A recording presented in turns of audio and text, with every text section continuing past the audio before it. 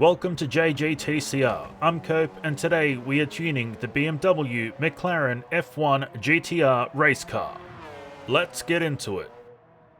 This is quite the different vehicle to drive from the BMW camp. The F1 GTR can be revved out fairly hard, and it can take some getting used to when putting faith in that high RPM. When it all comes together, it feels good and is fast, but has some quirks that can make it hard to drive at times.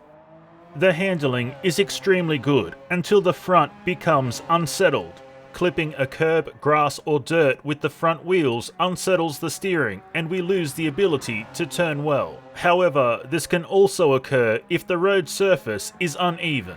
As such, we have to ensure we stay on the black stuff and also that the road we drive on is level.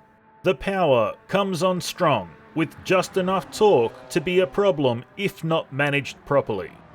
The rear wheels can lose traction easily, especially if we turn too hard or encounter bumps on the road.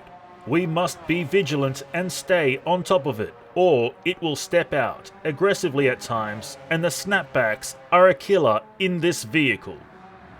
The brakes are awesome. They are very stable with lots of control. Even when turning and braking, we are all good. Let's collect our time. 6 minutes, 17.3 seconds. And now the race tune. Our race tune for the F1 GTR revolved around gaining traction.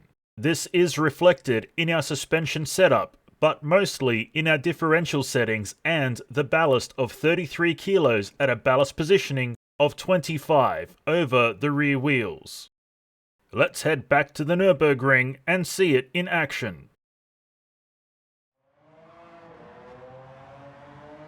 When completely modified and tuned, the F1 GTR feels mostly the same with some mild improvements to the drive feel, and naturally, it's faster. The handling has improved, however, we still need to ensure we keep it on the black stuff. While the F1 GTR is more tolerant of curbs and bumps, it still throws us offline considerably. The power delivery has been chilled out quite a bit, but it still has a certain bite to it that can destroy our lap times. If there's anything to take away from this conversation, is that we should not underestimate its ability to mess us up. The brakes remain solid with no issues to report. Let's collect our time.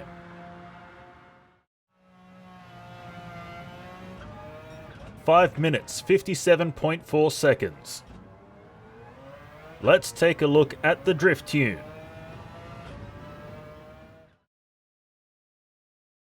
The F1 GTR needed some extreme settings to drift. The most extreme being the ballast of 200 kilos at a ballast positioning of 20 over the rear wheels. Let's drift Suzuka. The BMW McLaren F1 GTR race car is rather pleasant to drift. It is not an easy drive, but challenging and rewarding when pulled off. The handling itself does feel fairly good, considering the car and the MR layout. As the speed of our drift increases, we tend to experience more understeer.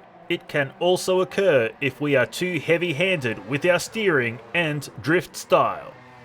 The ballast does well to stabilize and slow the car down, but it also adds some unwanted mild weight shift issues. The power is there in spades and can be a touch peaky, so use caution as when revs hit hard they can cause spins. The power delivery is steady and strong for the most part. It's just that peaky nature at the top end that can catch us off guard. The F1 GTR is an interesting vehicle to drift and would definitely turn heads at drift meets.